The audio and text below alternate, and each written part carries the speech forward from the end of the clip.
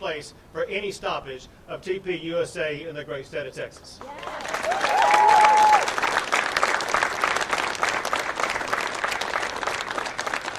So once again, I'm so grateful for the young men and women behind me and their peers across our state for stepping up and identifying themselves as the future leaders of the Lone Star State. And I'm grateful for the legacy investments made by Lieutenant Governor Dan Patrick and for his passion for this organization.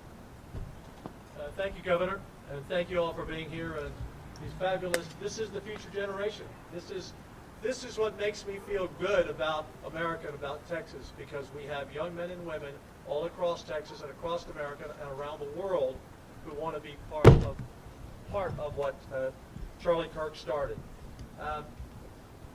I will tell you that we're number one, and we want to be number one, Governor, where no one can even catch us, because we have more campuses than just about any one. We want a campus, a chapter on every high school campus and every college campus in Texas, and that's our goal, and we're going to accomplish that goal because I know we have TPUSA working with us, and we have Texans who want to be part of that. I will tell you that, Governor, this kind of came out of nowhere to me. My grandson, who's now a freshman in a high school, didn't know much about Charlie Kirk, and neither did his friends until that terrible day. And they decided they wanted to be part of that. And they now have one of the biggest clubs already in the state. And that really woke me up to the fact that Charlie's message of freedom and liberty and faith, of which he really focused on in these last several years, is really resonating with young men and women across Texas and across America.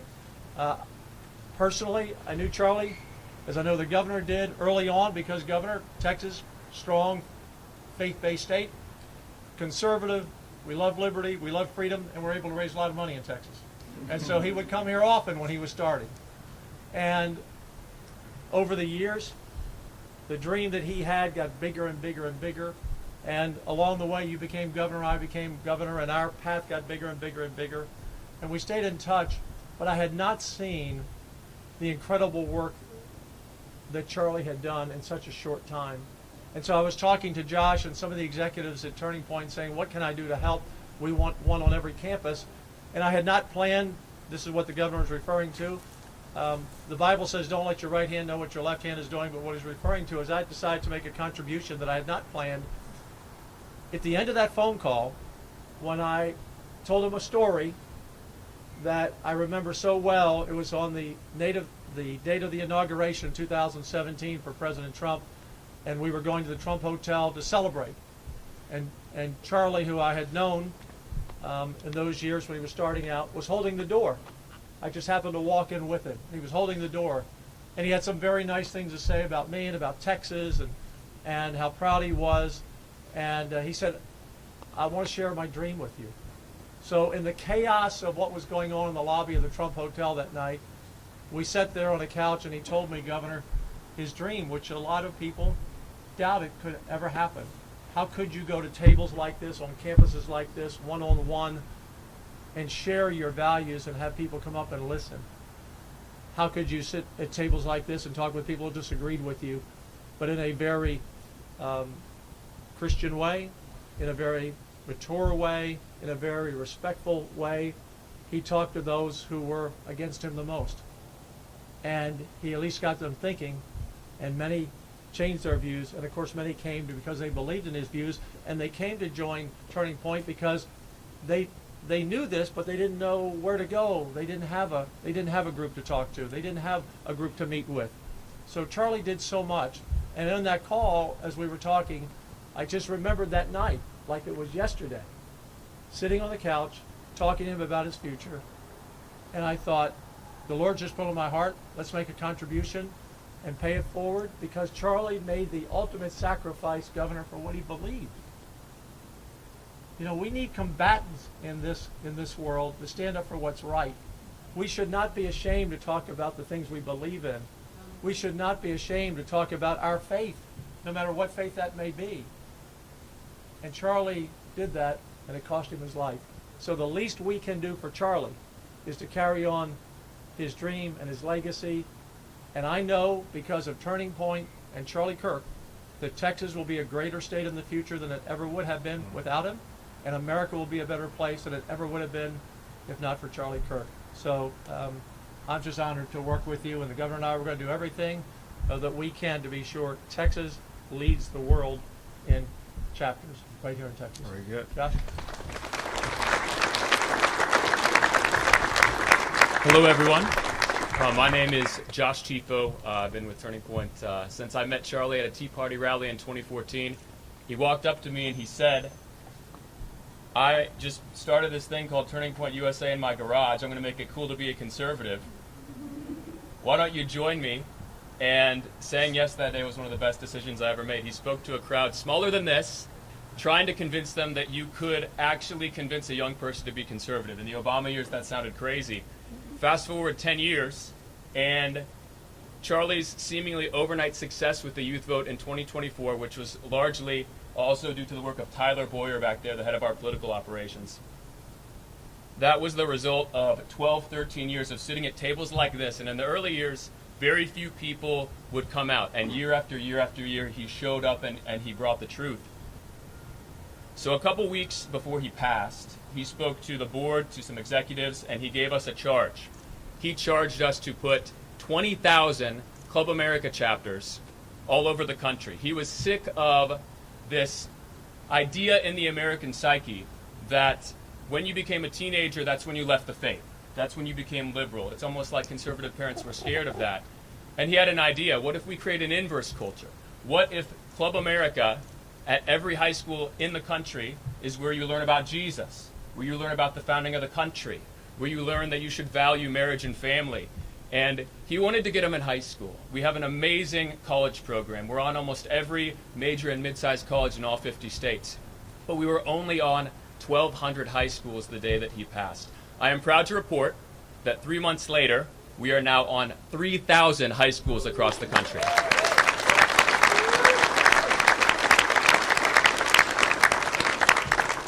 And to see what both of you are doing for us today, it gives me so much hope for the future of Texas, because the biggest problem that we have when we start these groups is not finding students who are interested. Our biggest problem is that as soon as that 15, 16-year-old gets interested, they get bullied. Teachers and administrators tell them, if you do this, then you might get a bad grade. If you do this, I'm not going to write a letter of recommendation for you. And it's pretty easy to bully a 14, 15-year-old, and that disgusts me. That should not be the country we live in. So what you are doing will have a seismic effect in our growth. So right now, we have you said 500. It's 500 now. The update a couple weeks ago was 300. We have 500 Club America chapters on the state of Texas. There's no reason why that number can't be 2,000, 3,000. Right. And we shouldn't just talk about Charlie's dream as something we should chase, some type of out-of-reach goal that just get our team to work harder. Why not have a Club America chapter on every high school in Texas? That's the type of state that you want to live in. And because of both of you, we have a real shot at that. And I also have to say a word about Erica Kirk. Watching her step up days after her husband's assassination, ensuring that we would continue in that same direction as an organization, had a seismic cultural impact. And another thing she did had a seismic cultural impact when she forgave her husband's killer at the memorial. That could have played out very different for the culture. There's no reason why this couldn't have been our BLM and all the politicians got riled up and we used this to turn out votes in the midterm. And that is not what happened. Erica turned the heart of the nation to God when she forgave her killer. And we are seeing that revival play out in young America and in all America right now. And praise God for that. I appreciate you guys so much. What better way to honor Charlie than to fulfill the final mission he gave us, which is to put 20,000 Club America chapters on high schools across the country. So God bless you. Thank you. Thank you, Mayor. Governor, can I have one last note?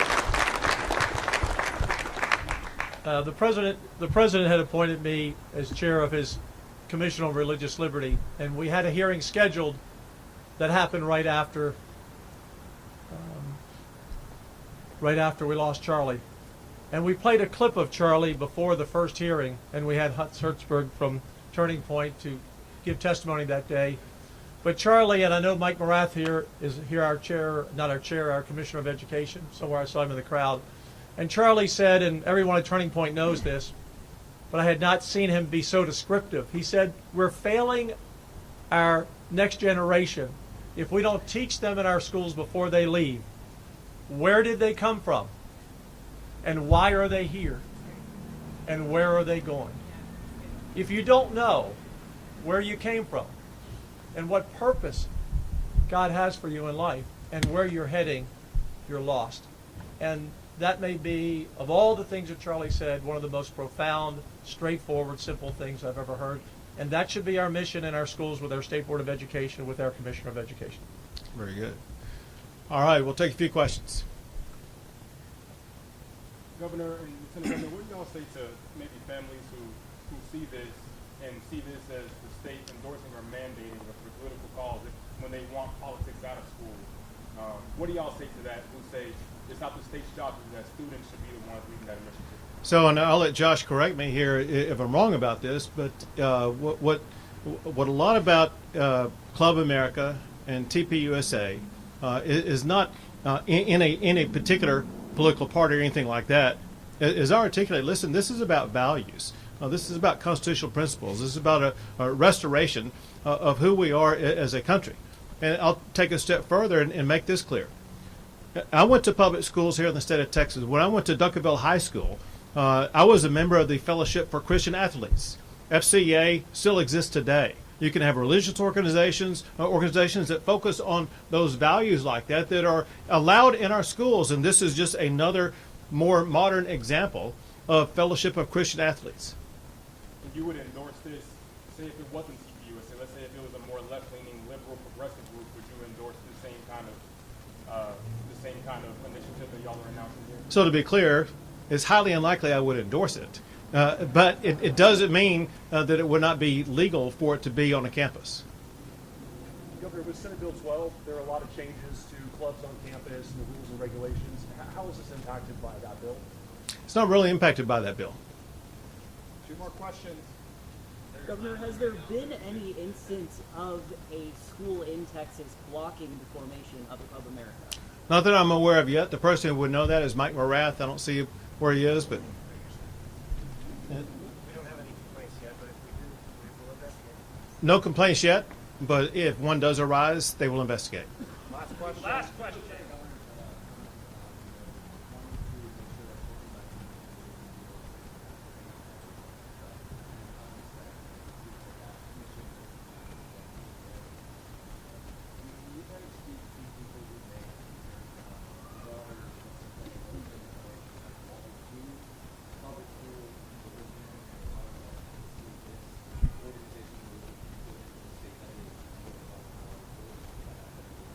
All right, well, going back to what I said about Fellowship of Christian Athletes, there has been a connection among student groups in our public schools going back now for well over 50 years. And this is just a modern day version of that, but it's actually so much more because of what it's seeking to achieve. And so this is a way of making sure that the students who attend schools, they get input from a wide array of different perspectives. They're going to have the option to choose the perspective that is articulated so well by TPUSA. But if you want to add to that, feel free. I think we need to ask ourselves what type of society we want to live in. We have no problem when the Boys and Girls Club is growing in a community and wants to do social good. Club America is fundamentally a social good for Texas. Is it a good or a bad thing if young men and women want to work hard and get married young and have lots of kids? Is it a good or bad thing for young men and women to understand the founding of the country, to understand that we were founded as a Christian nation and then live as such? I am so proud of the history of our country and the way that we have protected the First Amendment.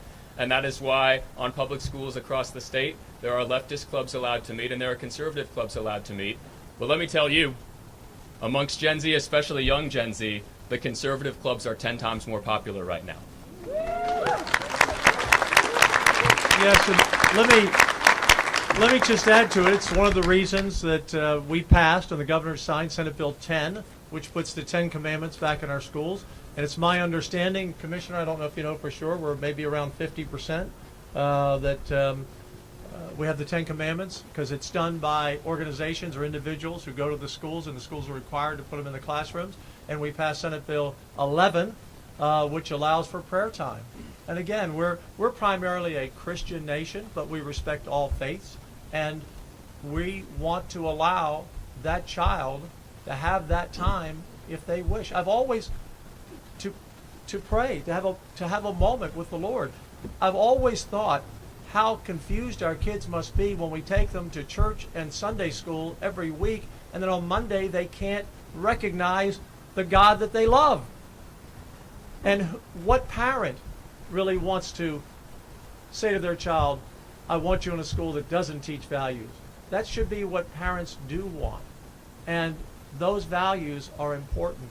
And the things that Josh talked about of family and faith and children, all of these are important. And they have been under attack in America for a long time. And that's why Charlie's message is resonating, because people want a purpose for their life. They want to know where they've been, why they're here, and where they're going. Thank you, guys. Thank you all. Appreciate you, man. Thank you. Appreciate it. Thank you, sir.